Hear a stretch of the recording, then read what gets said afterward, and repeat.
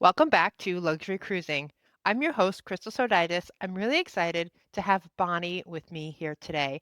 Today, we're recording this at the end of October. It's going to drop sometime in November, which is the perfect time for you all to start thinking about your Christmas cruises. Maybe not this season, but when all those cruise influencers start to record and upload their trips about a Christmas cruise, you can start to look at what you might be interested in. Maybe there's a Christmas cruise you want to take.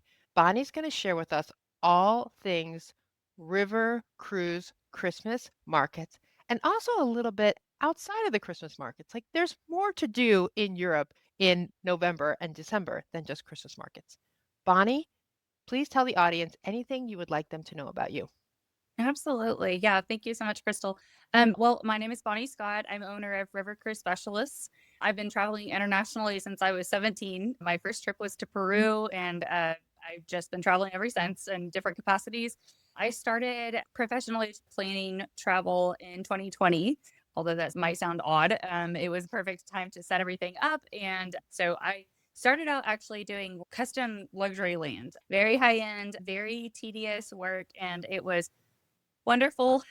But then I went on my very first river cruise and I decided to completely rebrand and flip everything over to doing 100% river cruising. And that has just been wonderful. And it is a favorite of everyone's. And I'm extremely excited to talk about Christmas markets specifically because if river cruising isn't on your bucket list, I know Christmas markets is in Yes, Europe. absolutely. Absolutely. Yeah. So before we get into the Christmas markets, I love your story and I would just love to know what was it about that first river cruise that didn't just make you a cruiser, but it inspired you to completely change your entire company? Yeah. Well, I think that there's a lot of misnomers with river cruising, honestly. And whenever I had a chance to experience mine, I realized that the things that people are thinking that they'll expect or experience, I guess, are completely inaccurate. And those are actually the best parts of river cruising. For example, people think that river cruising is very rigid and structured, and if that's the kind of person that you are and that you like out of travel, that's what you can expect. However, it's not rigid. They have many options. So if you have all of these options in front of you and you want to do them all, well, that's your choice. It's all about travel preference. And so that's what you want to do. One day I did, they offered four included, and that's specific to cruise lines. So that's something you want to consider when you're looking for a cruise. But I did all four of them. I got off of a morning hike. I got on a bus to a winery that was right down the road, did that, got off the bus at the ship, and they had an extra bike. So I went on a 20-mile bike ride and then got off that and went to the Abbey because that was what I wanted to do that day. And they worked with me. They're very attentive and just very kind people on board that will want you to have the best experience. And so, because of that, you really can make it whatever you want. I had a couple of friends that I made while I was on the cruise, and they were staying on their balcony, and I just got off my 20-mile bike ride, and I said, "What are you doing?" And they said, "Oh, we just walked through the village." So, people can make it whatever they want. It's as inflexible or as structured as you want. Some people love this structure, and some days I do. But that's the thing is that even day to day, once you're on the ship, not all excursions you can choose like that, but a lot of them, especially the included ones, like I had to have an actual bike, to go on a bike ride. So as long as everything lines up and that's what you want to do. Now, I didn't schedule that. So I didn't wake up that morning Thinking like, hey, let me do having four excursions. right, right. But they accommodated. And I think that one big thing that made me just extremely excited about river cruising in general is that it wasn't only what I wanted it to be, it was the most relaxing, most peaceful experience traveling I have ever had. Everything is done for you up front. You don't have to worry about a single thing. And that's what I want out of traveling. And Likewise. from my experience or from my side of things, whenever I am planning and coordinating and managing your travel, I always like to tell people, like, you don't wanna have to work for your vacation. So, you don't wanna have to just stress yourself out before and during your travel experience, I think that you should just be able to sign up, let somebody else do the work for you, and have the vacation and the travel and the relaxation that you want. And, some people want adventure and want the highlight of going out and not knowing or not, that's a different vacation. That's fine. But river cruising specifically is going to be the most relaxed thing that you can experience. Yeah, absolutely. That is so awesome, Bonnie. So tell us, what are the options? Which rivers typically will have your river cruise, your Christmas markets? Yeah. Well, traditionally, you're going to have the Danube and the Rhine, which are similar, but they also have differences. Those are going to be traditionally the two main ones, but they're huge rivers. And even within those two rivers, you have a lot of variation. Yeah. So are they appreciably different or what are the differences? Yeah. First of all, there's a couple of things that I love about river cruising in general that I wanted to incorporate in this because it's going to come into play. This is widely known, but also a lot of people don't realize it is that instead of skirting around the countries, you're going straight through this continent or continents because it is worldwide. And you're going straight through these countries, a lot of them that you don't even realize how culturally immersive they really are. And people think the opposite. One of the misnomers is that you aren't getting real cultural immersion, which is not true. You're getting more cultural immersion. Think about these tiny villages that are protected from main tourism, that you are getting a huge cultural immersion, right? So, for example, down the Danube, you are going to hit up at least 3 to 4 different, and that's just the Northern Danube, 3 to 4 different cultural experiences. Okay. If you're going out of Budapest, Hungary, north towards Nuremberg, you're going to hit Hungary, which is going to vary drastically from Austria and Germany. If you keep going a little bit of France. But my point is that on these river cruises, you're getting multiple different cultural contrasts, and it's incorporated with the Christmas markets, right? So the Budapest Christmas market is going to contrast a lot with the Nuremberg Christmas market, which Nuremberg is, for anybody that doesn't know, is the big Christmas market that everyone's going to think of when they think of traditional German Christmas markets. So that is one that people a lot of times are going to first think of, and that they are going to think that they would definitely want on their itinerary. So people are going to look for that. So that's going to be on the Danube. And so that's going to heavily be a traditional German Christmas market along the northern part of the Danube, right? But you're also getting Vienna, Linz, Budapest. Don't get me started on Budapest. It's one of the most beautiful, underrated cities in all of the world. So that is going to be a highlight. And you can get this in the Rhine too. Another thing, though, that on the Danube specifically, you're going to go through the Vacha Valley, and that is full of the most charming Austrian and a little bit of German small villages. And you're going to get Nuremberg, Vienna, those are going to be larger Christmas markets than Budapest.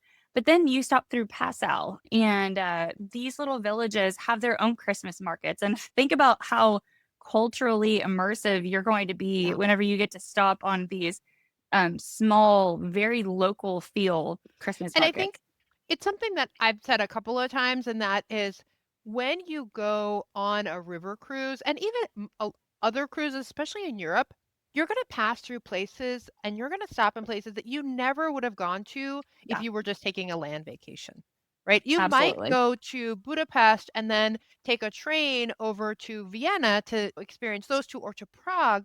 But those little villages in between, you would never see their, Christmas market that's going to have its own unique features, maybe a little bit more handmade and local crafts rather than just stuff that's been imported. I mean, I'm sure that they're importing things from China and Indonesia and everywhere, just like Christmas markets in the US. Right. Right. Yeah. I always say that I went to so many of my favorite places that I never knew I needed to go.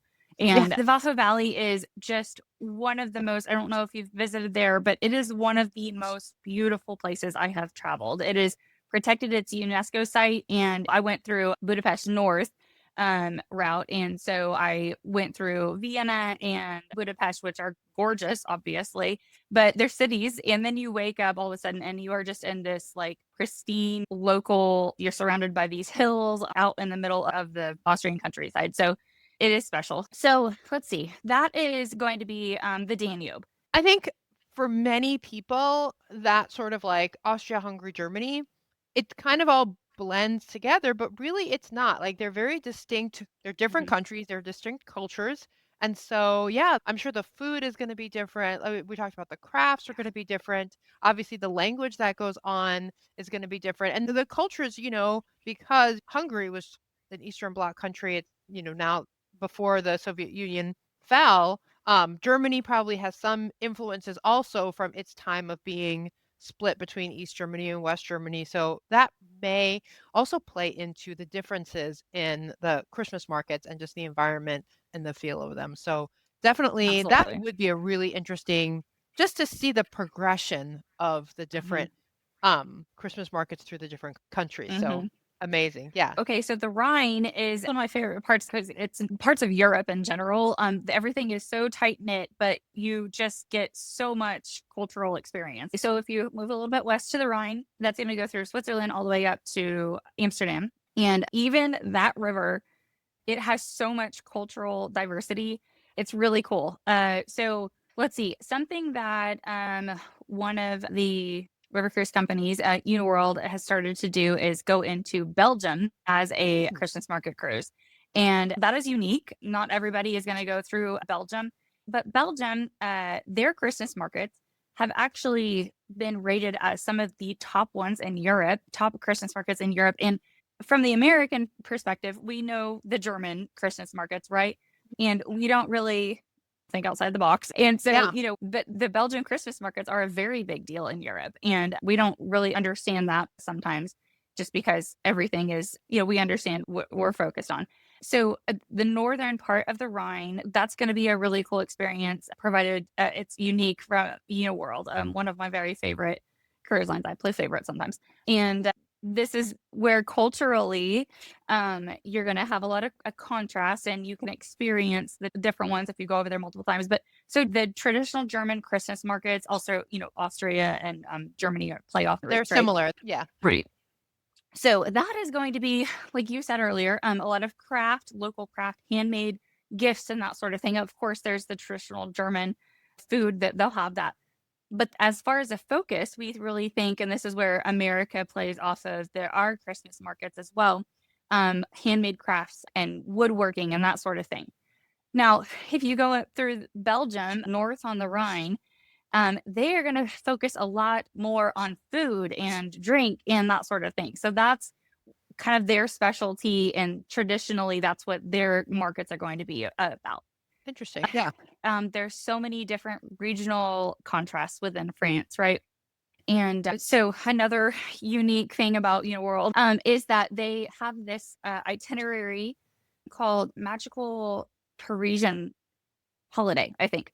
And so it's going to dabble Christmas markets, but you get at least one big one in Paris.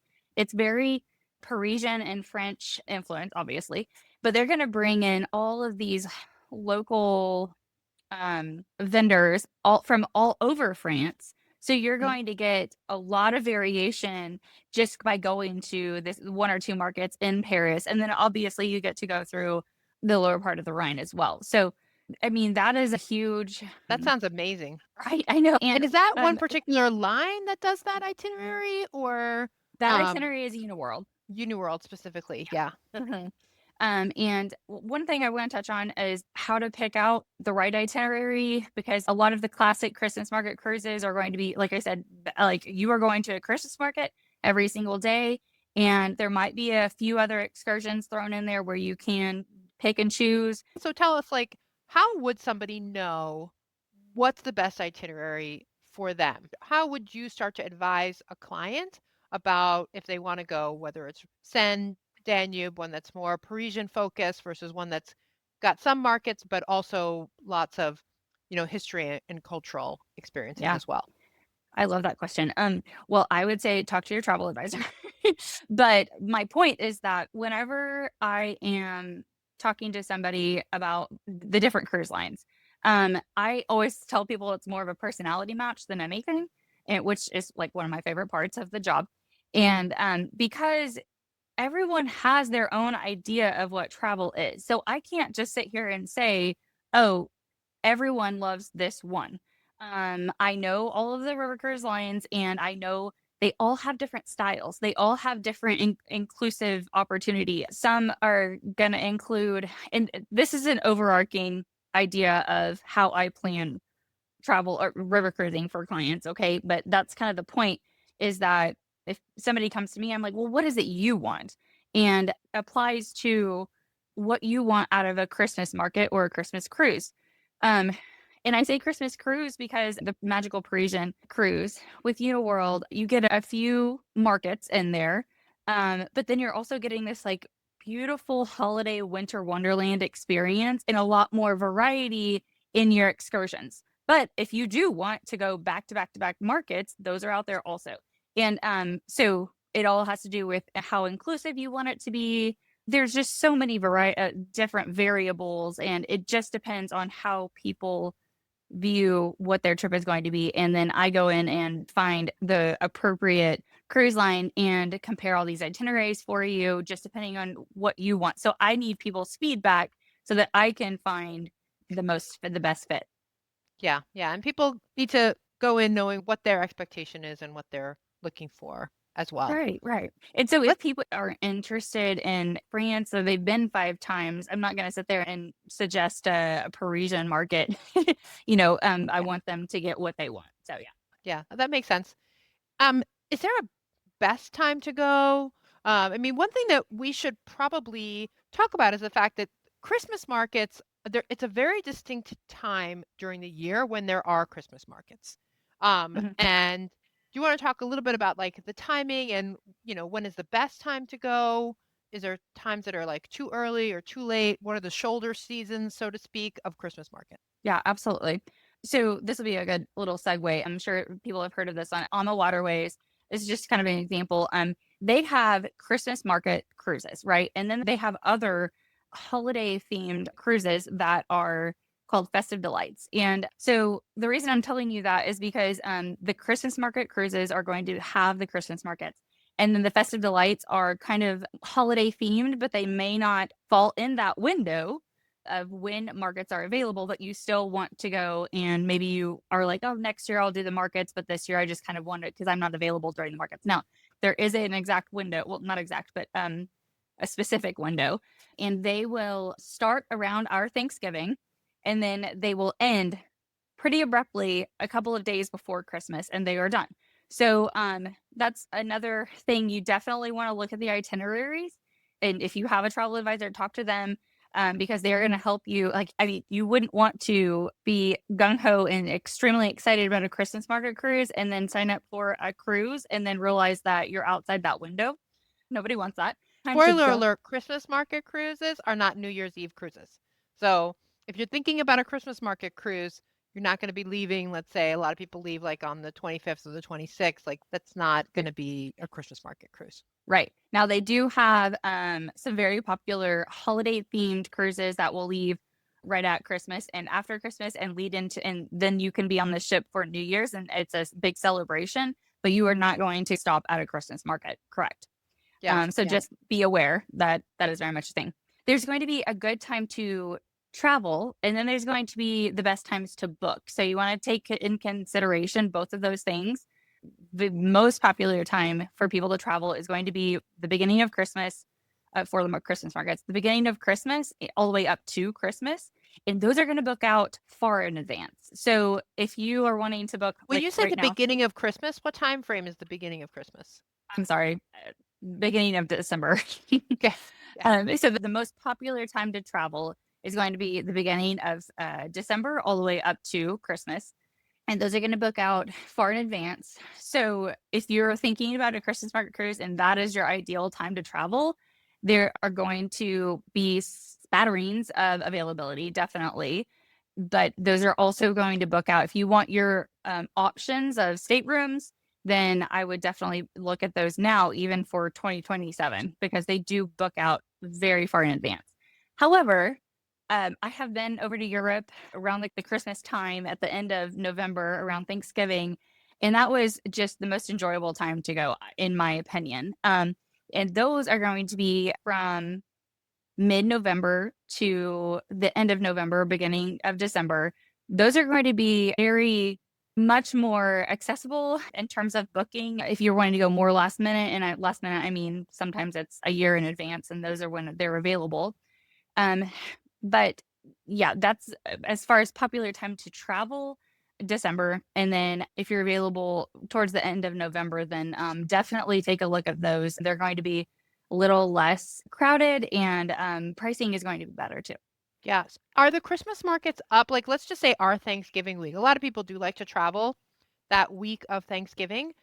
Do you Mhm. think that there'll be Christmas markets already up? Yes. Yes, they'll start, and obviously, I don't wanna hammer this, but if you're working with a travel advisor, you're gonna have somebody to advocate and look into all of those Yeah. details for you to make sure that that's accurate. However, yes, mid-November towards Thanksgiving, those are going to be the times where all the markets are Yeah. starting. So it's a little bit of a gray area. However, I'm pretty confident that they're going to have started by Yeah, then. well, I just think it's also if people have families, especially let's say you've got some older teens or even young kids that you want to I mean, Christmas markets are Mhm. fun. And so if you want to have that experience with your kids, and not take them out of school for a week, especially towards the end of sort of like the winter Oh, yeah. semester, Thanksgiving week is a really good time if you have some Christmas markets. And again, maybe it's not just like one Christmas market after another because they're not all up. It's a built-in way to mix in some Christmas markets and some, cultural experiences. So I Absolutely, think and it's great time with your family.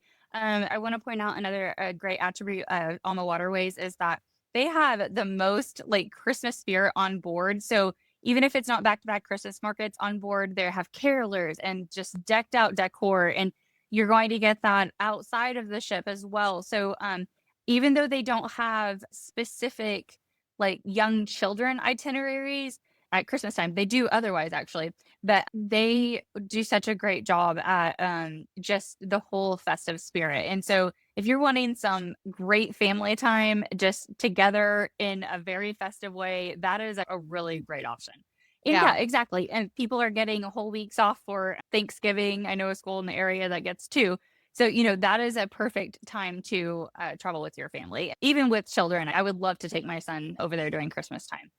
yeah, I wanted to touch on, the best time to book. I did a little bit, but the best time to book, if you're wanting all the options, but now for the future, say 2026 or 2027, they're having some really wonderful early booking pricing. So, and most of yeah. them, you don't have to pay in full. You're just getting a deep discount. So take that into consideration. But however, if you are willing and want to and able to book last minute, there are some steals out there for 2025. It is not too late. There is availability, and I mean, they are deeply discounted right now. So it is not too late, and there's so much out there. I know Uniworld is doing like $2,000 off per person, which brings Wow. it under $3,000 per person, which is unheard of, especially such a popular time Yeah. of year to travel. Um, and then On the Waterways has some very deep discounts as well on Yeah. their 2025 So Christmas markets. if anybody's listening to this in real time in 2025 Yeah. and wants to jump on those, reach out to Bonnie. She could Yeah. probably Now is the time. find them for you. Um, so I live in Chicago. We Mhm, have quite a few Christmas markets that happen. There's one downtown, there's one mhm. close to Wrigley Field. What can I expect to be the difference between like a US Christmas market and a European one? Yeah, and that's a great question. So I am in Indianapolis, and we have the Carmel Christkindl Market, which is fabulous every year. It's so fantastic. So our markets here in the United States are going to be replicas of the ones in Germany, correct? I mean, that's what we see as a Christmas market is the traditional German Christmas market. And I know that the one here in Carmel, they require all of their vendors to be German based in some capacity. That's pretty pure, I feel like, but it's going to be like anything else over here that we try to replicate from somewhere else in the Yeah. world. It's a replica still. It's very Americanized.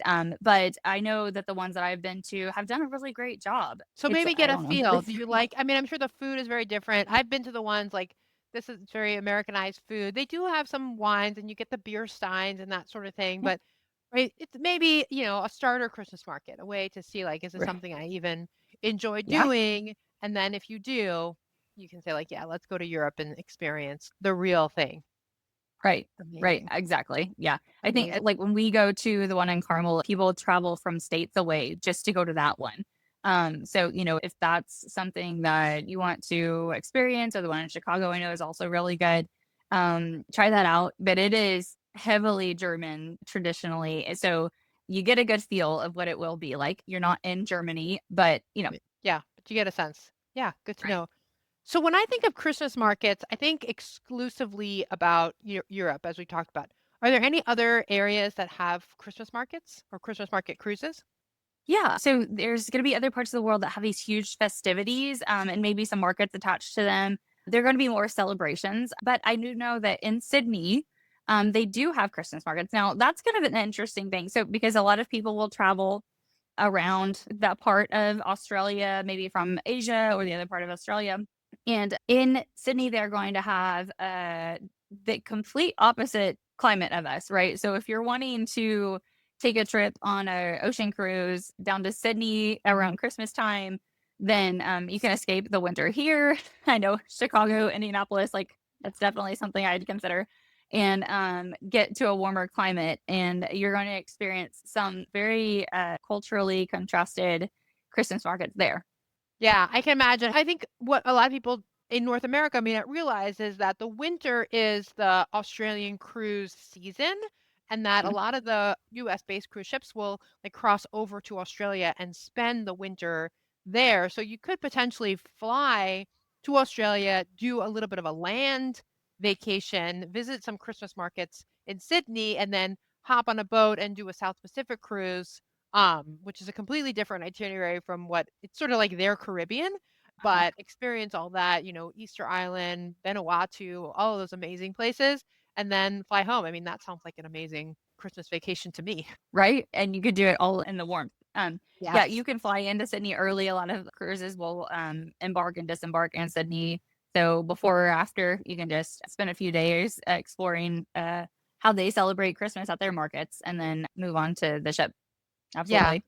Yeah, that's beautiful. Well, Bonnie, this has been so helpful. I'm so appreciative of you coming on the podcast to talk about the Christmas markets. If people want to find you, maybe book their Christmas market or any other type of river cruise, how can they do that? Yeah.